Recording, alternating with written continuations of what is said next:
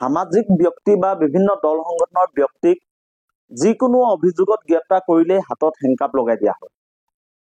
আমি দেখিছো পূৰ্বতে বৰ্তমানৰ শিৱসাগৰ সমষ্টিৰ বিধায়ক অখিল গগৈ ডাঙৰীয়াকো কা আন্দোলনৰ সময়ত হাতত হেণ্ডকাপ লগাই দিয়া হৈছে। কৃষক মুক্তি সংগ্ৰাম সমিতিৰ ধৈৰ্য কোঁৱৰকে আদি কৰি বিভিন্নজনৰ নেতা কৰ্মীক গ্ৰেপ্তাৰ কৰি হাতত হেণ্ডকাপ লগাই দিয়া হৈছে। আৰু ঠিক তেনেকৈ আমি দেখিলো যে অনা অসমীয়া দপদপনিৰ বিৰুদ্ধে মাত মাতিবলৈ গৈ আছুৰ প্ৰাক্তন সাধাৰণ সম্পাদক শংকৰজ্যোতি বৰুৱাৰ সামান্য এটা গোচৰত হাতত হেণ্ডকাপ লগাই দুৰ্ধৰ্ষ অপৰাধীৰ দৰে লৈ যোৱা হৈছে। অভিযোগ উঠিলেই গ্ৰেপ্তাৰ কৰা, অভিযোগ উঠিলেই হাতত হেণ্ডকাপ লগাই অসমীয়া ডেকাৰ ওপৰত অত্যাচাৰ কৰা যি প্ৰৱণতা, যি এই বিজেপি চৰকাৰখনৰ নীতি, এই নীতিক আজি আমি তীব্ৰ বিৰোধিতা কৰিছোঁ। অসমত অনা অসমীয়া দপদপনি প্ৰতিদিনে বৃদ্ধি হোৱা খবৰ আমি লাভ কৰিছোঁ। প্ৰতিদিনে অনা অসমীয়াই অসমীয়াৰ ওপৰত আক্ৰমণ কৰে। অনা অসমীয়াৰ যি দপদপনি, তাৰ ফলত অসমীয়াত্বৰ ম্লান পৰা আমি দেখিবলৈ পাইছোঁ। অসমীয়াত্বৰ যি ইতিহাস, গৌৰৱান্বিত যি ইতিহাস বা যি আমাৰ বীৰ বীৰাংগনাসকলৰ ইতিহাস, এই ইতিহাসবোৰ এতিয়া বহিৰাগতৰ কবলত যোৱা আমি দেখিবলৈ পাইছোঁ। গতিকে শ্ৰদ্ধাৰ ৰাইজ, আপোনালোকে বিচাৰ বিশ্লেষণ কৰক। আমি আপোনালোকক ভিডিঅ'সমূহ দেখাই আছো, আপোনালোকে চাওক।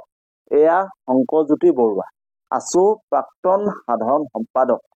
শংকৰজ্যোতি বৰুৱাই অসমীয়াত্বৰ কথা ক'বলৈ গৈছিল, অসমীয়া হৈ এষাৰ মাত দিব গৈছিল, আৰু মাত দিয়াৰ বাবেই তেখেতৰ ওপৰত দুটাকৈ মনে সজা গোচৰ জাপি দিয়া হৈছে। আৰু গোচৰৰ ভিত্তিত তেখেতক চাওক কেনেকৈ দুৰ্ধৰ্ষৰ অপৰাধীৰ দৰে হাতত হেণ্ডকাপ লগাই লৈ যোৱা হৈছে। গতিকে ৰাইজ বিচাৰ বিশ্লেষণ কৰক, এই চৰকাৰখন কাৰ। আজি মুখ্যমন্ত্ৰী ডাঙৰীয়াই কৈছে যে শংকৰজ্যোতি বৰুৱাৰ হাতত লগাই থৈ দিয়া হেণ্ডকাপ খুলি দিব লাগে। হয়, খুলি দিব লাগে, কিন্তু লগালে কিয়? এই প্ৰশ্ন আমাক উত্তৰ লাগে। আজি আপোনালোকে চাওক, যি সময়ত আমি কা আন্দোলন কৰিছিলোঁ, সেই সময়ত আমাক গ্ৰেপ্তাৰ কৰি হাতত হেণ্ডকাপ লগাই দিয়া হৈছে। যি সময়ত আমি মুখ্যমন্ত্ৰী PPT কেলেংকাৰী, তেখেতৰ পত্নী ভূমি কেলেংকাৰী অভিযোগ আনি আমি প্ৰতিবাদ কৰিছিলোঁ, সেই সময়ত আমাক মনে সজা গোচৰত গ্ৰেপ্তাৰ কৰি আমাৰ হাতত হেণ্ডকাপ লগাই দিয়া হৈছে। এই যে অসমীয়া ডেকাৰ ওপৰত লগাই দিয়া হেণ্ডকাপ আৰু বহিৰাগতৰ দপদপনি কিহৰ কাৰণে হ'বলৈ পাইছে? আমি বিজেপি চৰকাৰখন অহাৰ পিছতে আমাৰ অসমত বহিৰাগতৰ দপদপনি আমি দৈনিক দেখিবলৈ পাইছোঁ। আজি বহিৰাগতই অসমীয়া নাৰীৰ ওপৰত আক্ৰমণ কৰে, আজি বহিৰাগতই অসমীয়াৰ ওপৰত আক্ৰমণ কৰে। এই কথাবোৰ বিচাৰ বিশ্লেষণ কেতিয়া হ'ব? গতিকে শ্ৰদ্ধাৰ ৰাইজ, সময় থাকোঁতে কথাবোৰ ভাবক। আমাৰ অসমীয়াত্ব আমি জীয়াই ৰাখিব লাগিব, অসমক বচাব লাগিব। খিলঞ্জীয়া মানুহৰ প্ৰভুত্ব থাকিব লাগিব। আজি খিলঞ্জীয়া মানুহৰ ওপৰত যি ধৰণে আক্ৰমণ হৈছে, আজি খিলঞ্জীয়া মানুহৰ হাতত আজি বজাৰখন নাই। আজি বজাৰখন কোনে দখল কৰিছে? বহিৰাগতই। আজি খিলঞ্জীয়া মানুহৰ হাতত খেতি পথাৰ নাই, মাটি বাৰী নাই, সকলো বহিৰাগতই আহি দখল কৰিছে। আৰু বহিৰাগতক ৰক্ষণাবেক্ষণ দিছে কোনে? এই বিজেপি চৰকাৰখনে। আজি হেণ্ডকাপ লগাই দিয়াৰ পিছত খুলি দিয়া বুলি ক'লে আমাৰ মান সন্মান ঘূৰি নাহে। আজি অসমীয়াত্ব, অসমীয়া ডেকা ল'ৰা হিচাপে, তেজাল যুৱক হিচাপে আমাৰ যি স্বাধীনতা, আমাৰ অসমীয়াত্ব হৈ যি ক'বলগীয়া আছে, এই কথাবোৰ যদি আমি ক'বলৈ সুযোগ নাপাওঁ, তেতিয়াহ'লে আমি কোনখন অসমত জীয়াই আছো? কোনখন অসমৰ কথা সন্মানীয় মুখ্যমন্ত্ৰী ডাঙৰীয়াই কয়? যিজন মুখ্যমন্ত্ৰী ডাঙৰীয়াই অসমীয়াত্বৰ কথা কৈ অসমৰ বিভিন্ন সংস্কৃতিক লৈ তেওঁ ৰাজনীতি কৰে, গিনিজ বুকত নাম উঠোৱাৰ কথা কয়, সেইজন মুখ্যমন্ত্ৰীৰ দিনতে কিন্তু অসমীয়া যুৱকসকল সুৰক্ষিত নহয়। গতিকে শ্ৰদ্ধাৰ ৰাইজ, কথাবোৰ ভাবক, আপোনালোকে উপলব্ধি কৰক। এই যে শংকৰজ্যোতি বৰুৱাৰ হাতত হেণ্ডকাপ লগাই দিলে, এই কথাটো সহজ নহয়। আজি কৃষক মুক্তি সংগ্ৰাম সমিতিৰ প্ৰতিজন নেতা কৰ্মীক গ্ৰেপ্তাৰ কৰিলে তেওঁ যে এজন সামাজিক ব্যক্তি তাৰ প্ৰাধান্যতা দিয়া নহয়।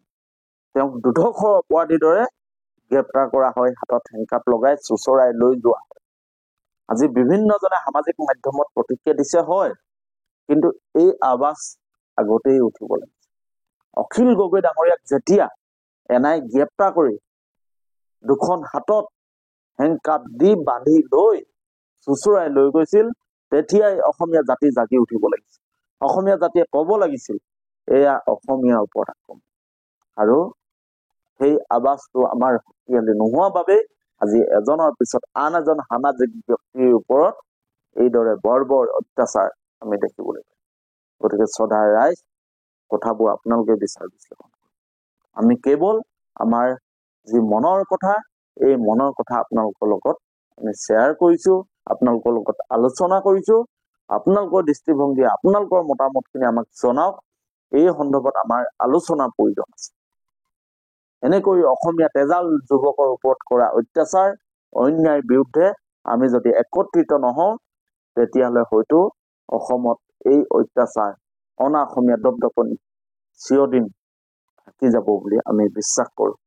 আজি শিৱসাগৰত ছাত্ৰ মুক্তি সংগ্ৰাম সমিতিয়ে শংকৰজ্যোতি বৰুৱাৰ গ্ৰেপ্তাৰক লৈ, এনেকৈ হিংসাপ লগোৱাক লৈ প্ৰতিবাদ কৰিছে। আপোনালোকে চাওক, আমি দৃশ্য দেখাই আছো। আজি যি ধৰণে সকলো দল সংগঠনে শংকৰজ্যোতি বৰুৱাৰ গ্ৰেপ্তাৰ আৰু হাতত হেংকাপ লগোৱা কাণ্ডক প্ৰতিক্ৰিয়া আৰু ধিক্কাৰ জনাইছে, ঠিক তেনেকৈ অসমীয়াত্ব ৰক্ষাৰ কাৰণে আমি পূৰ্বতেই সজাগ আৰু সচেতন হ'ব লাগিছে। গতিকে ৰাইজ, আপোনালোকৰ মতামতসমূহ আমাৰ কমেণ্ট বক্সত আহি আপোনালোকে জনাওক। ধন্যবাদ।